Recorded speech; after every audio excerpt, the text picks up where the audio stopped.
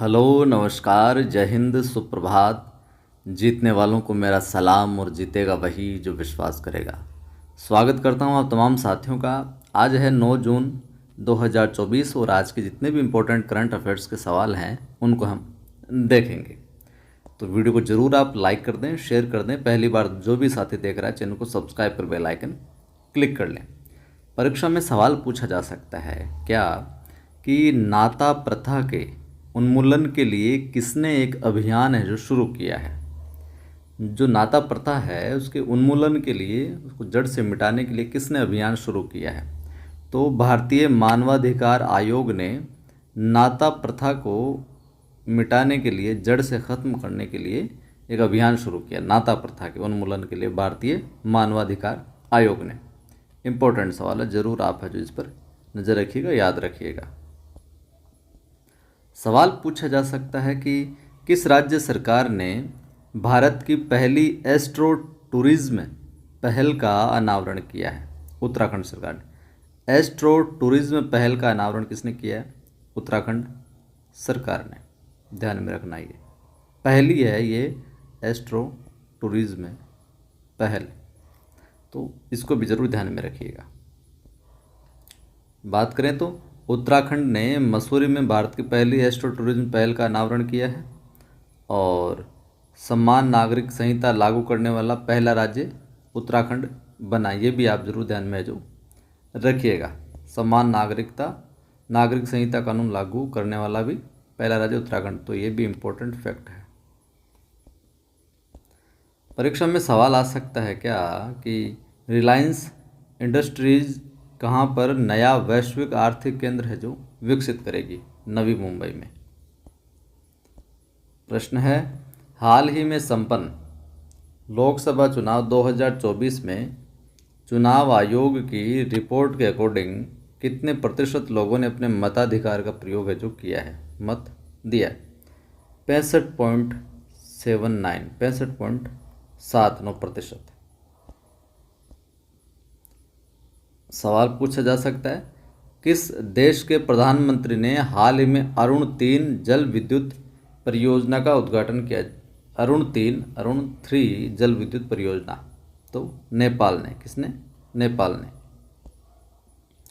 बहुराष्ट्रीय सैन्य अभ्यास शांति प्रयास 4 नेपाल में जो शुरू हुआ है, वहीं भारत और नेपाल के बीच झूलाघाट सस्पेंशन ब्रिज पूरी तरह से चालू है जो हो गया। भारत और नेपाल के बीच कौन सा? Jhulaghat suspension bridge. सवाल परीक्षा में पूछा जा सकता है कि हाल ही में किसने गुडलेप्पा हल्लीकेरी पुरस्कार 2024 जीता है? तो सिद्धलिंग पत्तन शेट्टी ने गुडलेप्पा हल्लीकेरी पुरस्कार 24 जीता है।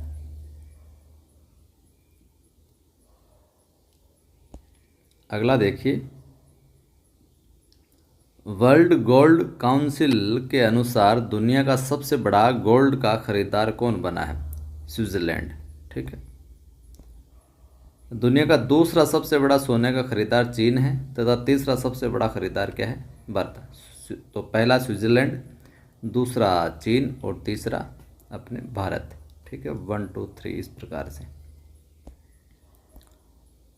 सवाल आपसे पूछा जा सकता है कि नागी तथा नकटी अभयारण्य अंतर्राष्ट्रीय आर्द्र भूमि बन गए हैं। उक्त अभयारण्य किस राज्य में जो स्थित है? तो आपको ध्यान में रखना, नागी और नकटी जो अभयारण्य है ये अपने कहाँ पर है? बिहार में है। और हाल ही में बिहार में नागी पक्षी महोत्सव है जो आयोजित किया गया है। प्रश्न पूछा जा सकता है परीक्षा में कि दुनिया का सबसे लंबा पैदल सस्पेंशन ब्रिज कहाँ खुला है? हंगरी में। Very important. दुनिया का सबसे लंबा पैदल सस्पेंशन ब्रिज कहाँ पर? हंगरी में। जरूर ध्यान में रखिएगा। देखिए कि हंगरी के स्टोट्रली जोजुली में पैदल यात्रियों के लिए दुनिया का सबसे लंबा 2 तरफा सस्पेंशन ब्रिज जनता के लिए खोल दिया गया। ये ब्रिज वार हिल और जार हिल के बीच बना है। इस ब्रिज को 6 केबलों के सहारे जो बांधा गया है।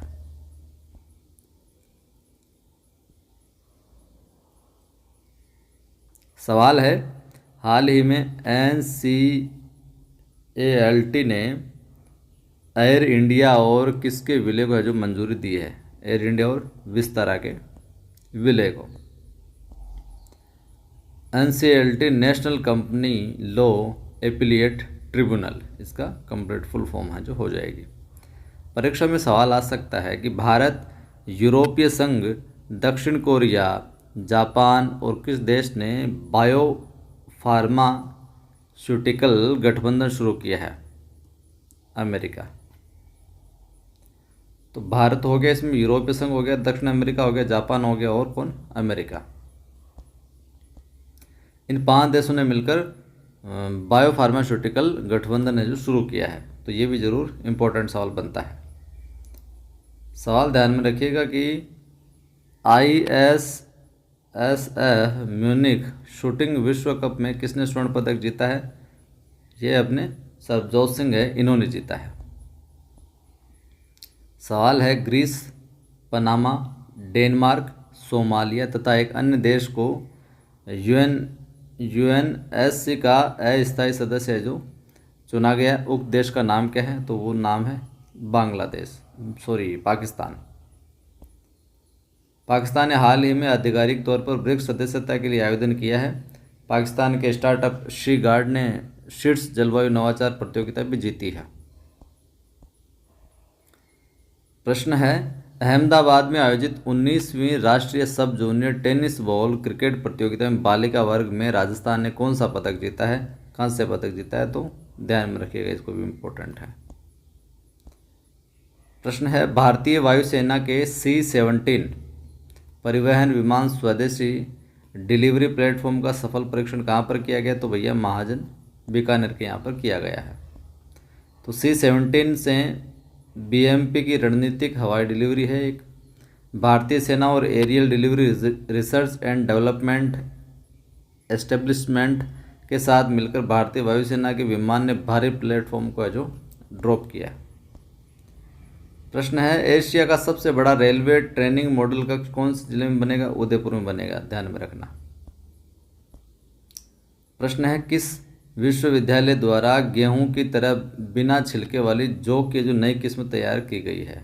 ठीक है, गेहूं की तरह जिसमें छिलका नहीं हो। श्री कर्ण नरेंद्र कृषि विश्वविद्यालय जोबनेर, और यह जयपुर जिले में जो स्थित है। प्रश्न पूछा जा सकता है, थार के रेगिस्तान के बढ़ते विस्तार तथा अवैध खनन को रोकने के लिए भारत में अरावली ग्रीन वॉल प्रोजेक्ट का संचालन किया जाएगा। इस प्रोजेक्ट में राजस्थान के कितने जिले हैं जो शामिल होंगे? तो जो अरावली ग्रीन वॉल प्रोजेक्ट संचालित किया जाएगा उसमें 18 जिले होंगे। कितने होंगे? 18 जिले। अरावली ग्रीन वॉल प्रोजेक्ट में हरियाणा, राजस्थान, गुजरात और दिल्ली के क्षेत्र को शामिल करते हुए अरावली पर्वतमाला की चारों ओर 1400 किलोमीटर लंबी और 5 किलोमीटर चौड़ी ग्रीन बेल्ट बफर बनाने की योजना है। उक्त योजना अफ्रीका की ग्रेट ग्रीन वॉल से प्रेरित है जो 2007 में जो लागू हुई थी। चलो, कुछ तो अच्छा होगा इससे। प्रश्न पूछा जा सकता है कि हाल ही में चर्चा में रही बीकानेर की खिलाड़ी माया बिश्नोई का संबंध किस खेल से? तीरंदाजी से। तो माया बिश्नोई का संबंध किससे है? तीरंदाजी से है, ध्यान में रखना। हाल ही में कोरिया में आयोजित जूनियर एशिया कप में भारतीय तीरंदाजी महिला कंपाउंड टीम ने रजत पदक जीता है। माया बिश्नोई ने बेहतरीन प्रदर्शन करते हुए टीम को फाइनल तक पहुंचाया। माननीय कौशिक ने National Rifle Association of India की ओर से आयोजित Karni Singh memorial national shooting championship में 14 मीटर 3P सीनियर में कांस्य पदक जीता। और माननीय कौशिक निशानेबाज क्या है? निशानेबाज है। तो ये थे आज के इम्पोर्टेंट सवाल। वीडियो को लाइक कर दें, सभी दोस्तों को शेयर कर दें। पहली बार जिन्होंने सब्सक्राइब नहीं किया, कोने में जो सब्सक्राइब लिखा है उस पर क्लिक करें और जो घंटी है उस पर क्लिक कर लें ताकि हर वीडियो की सूचना मिलती रहे। अपना नवसृजन क्लासेज नाम से और कवि आदिगणित हिंदी नाम से टेलीग्राम चैनल है, दोनों को जो ज्वाइन कर लें। यहाँ पर PDF वगैरह सूचना वगैरह आपको जो मिलती रहती है। जय हिंद, फिर मिलता।